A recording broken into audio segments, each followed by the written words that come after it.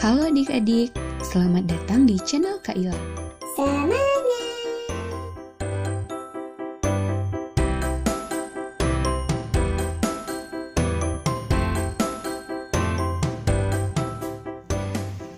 Baiklah adik-adik, sekarang kita diketahui terdapat 3 buah titik, titik A, titik B, dan titik C, yang mana sudah terdapat koordinatnya, yaitu min 3,2 untuk titik A, 4,2 untuk titik B, dan min 3 untuk titik C.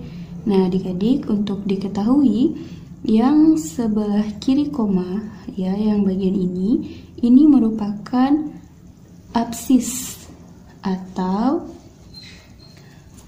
koordinat sumbu X, yang biasa kita sebut dengan absis. Nah, kalau yang bagian kanan ini, 22 dan min 3 ini, seringkali disebut dengan ordinat, yaitu sumbu Y. Nah, sering juga disebut dengan ordinat. Nah, kemudian kita diberikan sebuah soal yang seperti ini. Bagaimanakah posisi garis AB terhadap sumbu X dan sumbu Y? Kemudian yang kedua, bagaimanakah posisi garis AC terhadap sumbu X dan sumbu Y? Dan yang terakhir, bagaimanakah posisi garis BC terhadap sumbu X dan terhadap sumbu Y? Nah adik-adik, untuk mengerjakan soal seperti ini, kita harus menggambarkan dulu ya. Kita gambarkan titik A, titik B, dan titik C di koordinat kartesius itu berada di mana sih? Nah, karena setelah menggambarkannya, baru kita tahu posisi mereka terhadap sumbu X dan sumbu Y seperti apa. Kita gambarkan dulu ya. Koordinat kartesius itu ada sumbu Y. Ini sumbu Y ya. Dan ini sumbu X. Sumbu X itu yang horizontal ya, sumbu Y yang vertikal. Nah, kita beri huruf angka dulu. Kita beri angka. Kalau yang ke kiri itu negatif. Kalau ke atas positif. Kalau ke bawah negatif.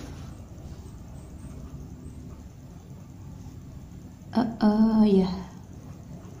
Nah, sekarang kita coba lihat titik A. Titik A katanya berada di titik min 3,2. Min 3-nya X ya, sumbu X. Min 3 berarti di sini. Kemudian Y-nya 2. Y-nya 2 berarti di sini. Maka mereka bertemu di sini. Inilah yang kita sebut dengan titik A. A sama dengan min 3,2.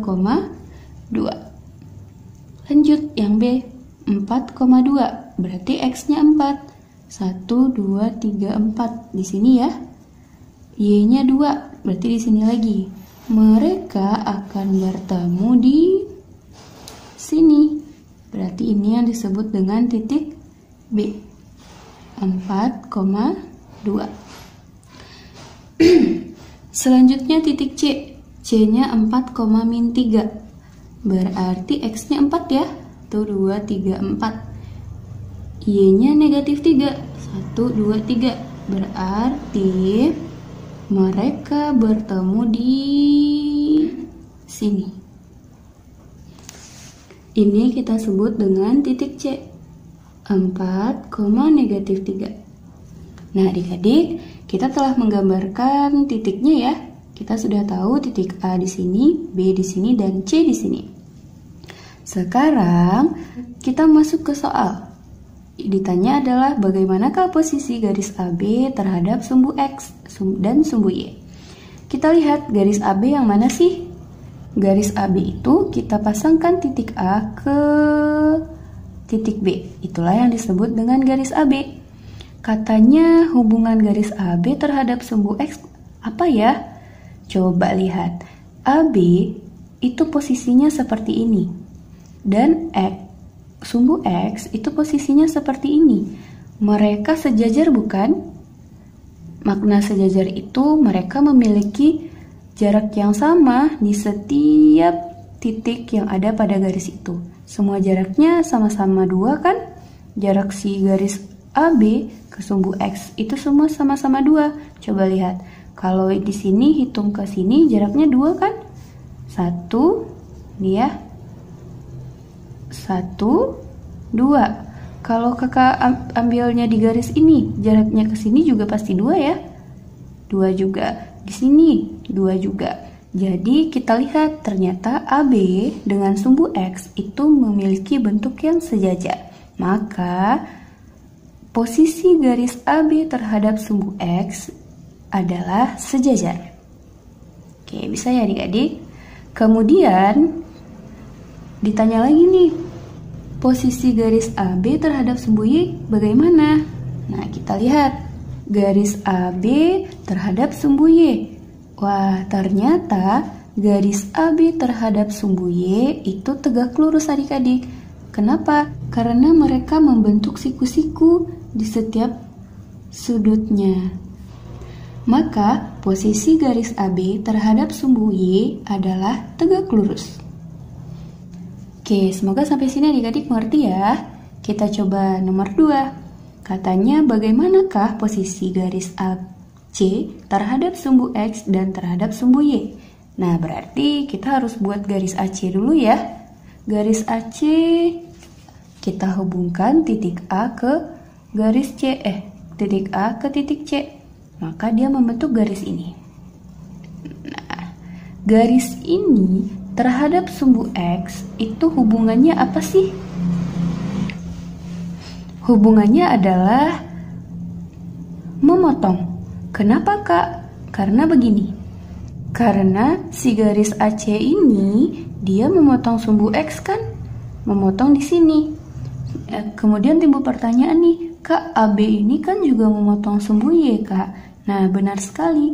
AB memang memotong sumbu Y. Tapi si AB ke sumbu Y itu memiliki ciri-ciri yang lebih spesifik.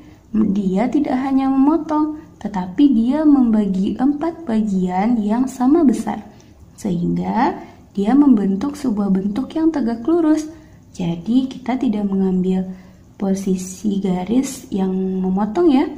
Posisi garis AB terhadap sumbu Y itu tegak lurus. Karena ciri-cirinya lebih cocok ke tegak lurus. Nah, sedangkan garis AC ke sumbu X itu dia memotong. Tetapi, apakah dia membagi 4 bagian sama besar? Ternyata tidak ya. Maka dia tidak bisa kita sebut dengan tegak lurus. Nah, berarti inilah yang disebut dengan memotong. Kemudian, titik AC terhadap sumbu Y. Ini AC, ini sumbu Y.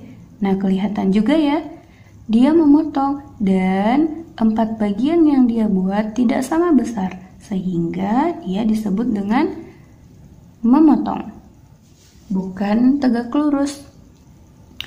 Terakhir, titik BC, garis BC. Ini garis B ke titik B ke titik C. Nah, ini garisnya ya adik-adik. Garis BC ke sumbu X. Nah, garis BC ke sumbu X itu terlihat sekali titik B ke titik C itu memotong sumbu X dengan posisi tegak lurus. Nah, maka posisi garis BC terhadap sumbu X adalah tegak lurus.